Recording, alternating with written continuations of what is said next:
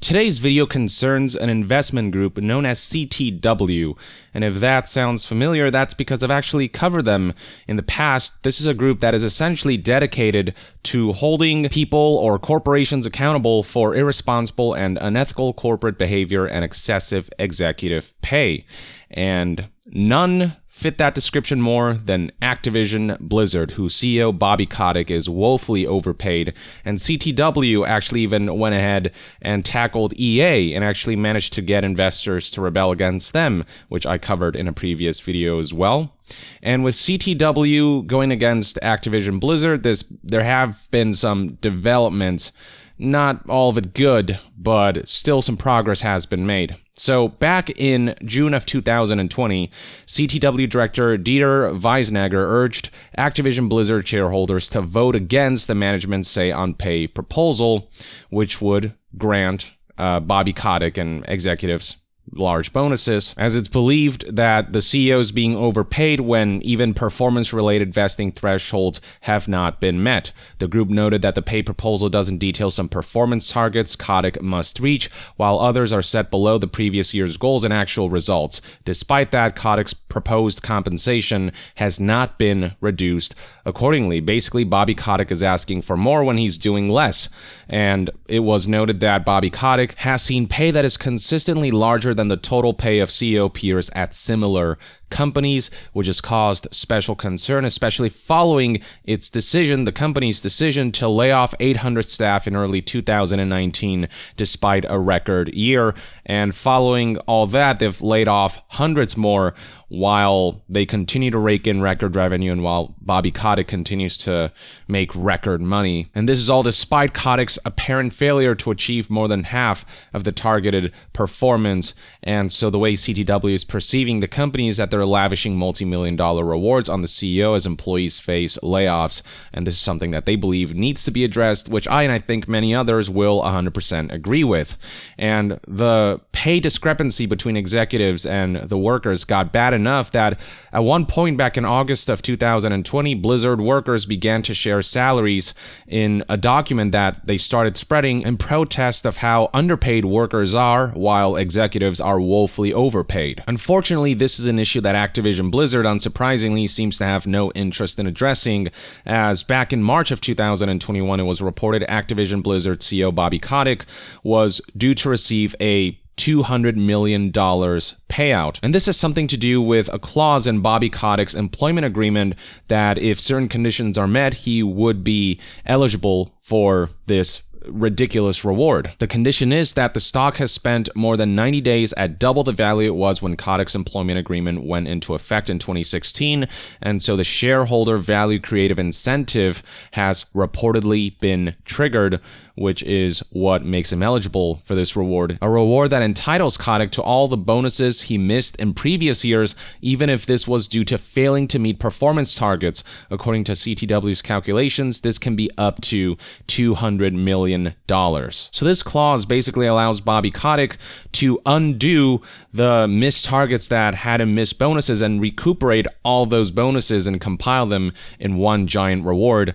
And CTW has criticized the payout, stating this to news outlet GameSpot: while the increase in Activision stock is somewhat commendable, as we stated last year and continue to assert, the achievement alone does not justify such a substantial pay outcome for the CEO. There are many factors that may contribute to a rise in this particular company's stock price that may not be directly attributed to or attributable to Robert Kotick's leadership. The use of video games as one of the few entertainment options available amid the COVID-19 pandemic, for example, has been a boon to many companies in the gaming industry, irrespective of executive talent or strategic decisions. Bobby Kotick is taking the credit for the company's growth and touting that as justification for this massive reward when he really hasn't done all that much except ride out this pandemic that has allowed video games as a whole to see a huge boost throughout 2020, throughout the entire pandemic period.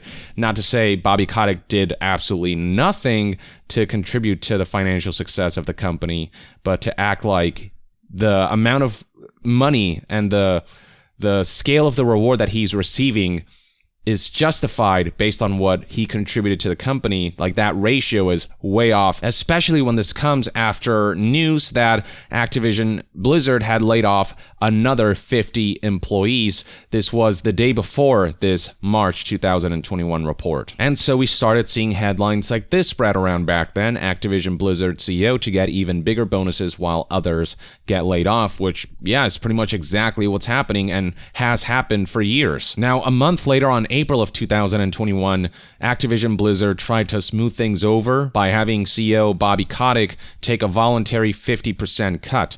Kotick's agreed upon base salary has been voluntarily reduced by 50% to align with company targets. This equates to a $875,000 reduction, which, for the average show, that's a good chunk of money, but for someone like Bobby Kotick, this is chump change. This is nothing. And Kotick has also agreed to reduce this target annual bonus by 50%, a potential reduction of $1.75 million for fiscal year 21 and 22. Again, for someone like Bobby Kotick, this is inconsequential. This is an empty gesture across the board, especially since Kotick was still eligible to earn up to 200% of the reduced base salary due to exceptional factors detailed in an extension amendment. So yet another clause that allows executives like Bobby Kotick circumvent anything that would have not allowed them to receive a certain payment or certain bonuses. So this pay cut again was ultimately an empty gesture, and then more recently on June 15th, 2021, the CTW group has been trying to convince investors to not approve a $154.6 million compensation package for CEO Bobby Kotick, which I believe is tied to the up to $200 million that he was set to receive as a result of this shareholder value creative incentive program. And investors can essentially vote on certain payment plans for executives, and the vote was supposed to take place the day before June 15th, so June 14th, 2021. But the vote was then delayed to June 21st, with the publisher saying that the delay was requested by shareholders and is in the best interest of shareholders and will give investors adequate time to review and consider the company's recent responses to statements that were published and recirculated about the company's executive compensation practices that the company believes to be misleading. Now, this delay proved controversial, and many saw this as the publisher's way of delaying the process and twisting some arms so that they could garner enough votes within that delay to be able to secure this rewards package, this compensation package. Now, the compensation plan from back in 2020 ultimately did go through. The majority of investors did approve of whatever payment plan or bonuses the executives were set to receive. This was despite CTW Investment Group's protestations. It is worth noting that back then, only 57% of shareholders approved the pay package, a decrease from previous years, and now with 2021's vote, only 54% of shareholders approved of the compensation plan after the vote took place on June 21st, just 2 days ago. This is a follow-up article to the previous one we were looking at. Activision Blizzard wins executive compensation vote. 54% of shareholders approved measure despite opposition from group critical of CEO Bobby Kotick's outsized equity pay. Now, while the bad news is that Activision Blizzard executives ultimately got what they wanted and had that ridiculous overpaying compensation plan approved, the good news is that we are seeing approval from shareholders dip year by year. This year was only 54% approval versus last year's 56.8 or almost 57% approval.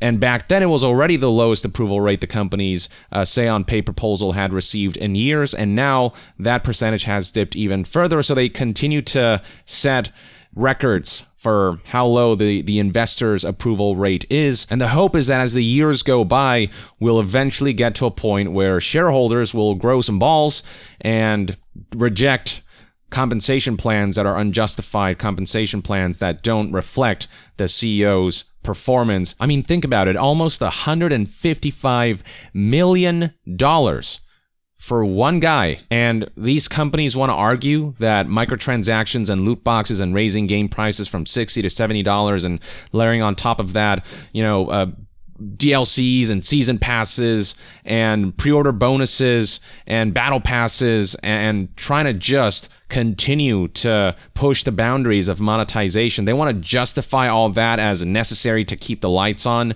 when record revenue is being raked in. So much of that money goes to the top, and meanwhile, employees who they can absolutely afford to pay more are being woefully underpaid, to the point where in that report where employees were sharing that Excel sheet of the various compensation ranges across various departments, there was one guy who was basically like a decade-old veteran at the company and was still barely able to afford to pay for food at Activision Blizzard's own cafeteria. And if they're not being underpaid, they're just being laid off outright despite record revenue, while the people at the top rake it in even when they themselves don't meet their own performance targets. There is simply no way that the ratio of how much work the ground floor employees and developers are putting in for tens of thousands of dollars versus the executives' tens of millions, if not hundreds of millions of dollars worth of pay matches the ratio of the amount of work that the CEO does compared to the ground floor employees. The ground floor employees, if anything,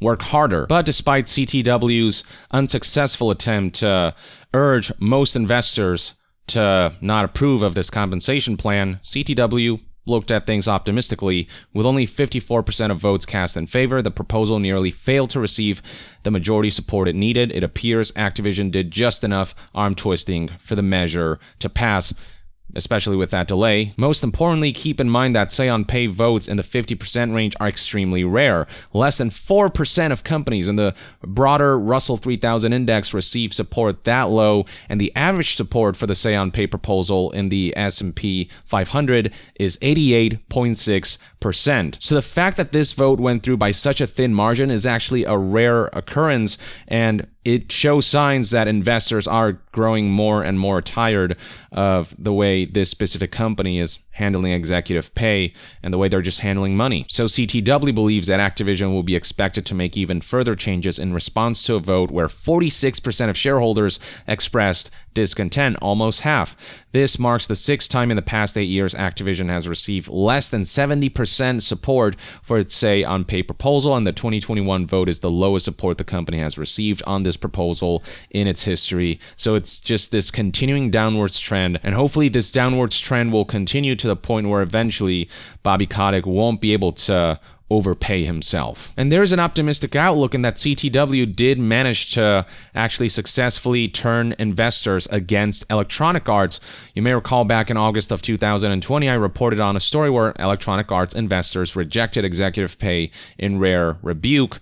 This was an overwhelming majority, 171 million votes against the pay plan and 60 million in favor. And this was a plan that was meant to increase Andrew Wilson, the CEO's reward, from 18.3 million to 21.37 million, CFO Blake Jorgensen's compensation from 9.41 million to 19.5 million, Chief Studios Officer Laura Meals' payment compensation plan from 6.95 or almost 7 million to 16.1 million, and CTO Kenneth Moss's compensation from 6.95 million to 14.2 million. The CTW encouraged investors to vote against this, and the investors by a significant majority said, nope, you did not earn such a payment increase. And CTW back then said this vote is a clarion call for the board to stop piling awards on top of awards for top executives and make sure that the company develop a pay philosophy that is focused on talent development and retention throughout all levels of the company, instead of constantly underpaying talent and burning them out, or just straight up laying them off when you can't afford to keep them around, but you're more focused on executive pay and company growth and keeping investors happy rather than on the people working on the products that the customers are buying and ensuring their integrity and their quality. They didn't succeed this year with Activision Blizzard, but the trend is clear as year by year, the approval rate from investors diminishes and diminishes. So hopefully next year when Activision Blizzard and CEO Bobby Kotick try to compensate themselves in a similar way by overpaying themselves, hopefully the CTW can get the approval rate down even further to the point where only a minority of investors, even if it's just by a small margin, will actually approve of an overpaying compensation plan, and it'll be rejected, and Activision Blizzard will be forced to reconsider how they award their executives. But we'll have to wait and see what happens. Until then, though, let me know in the comments below what your take is on Activision Blizzard's recent compensation activities and the investors' reaction to all of this, particularly the CTW group. Share your thoughts below, and to be further updated on all things gaming news, reviews, and discussions, stay tuned right here on Young Yeah. I'll see you guys next time. Young out.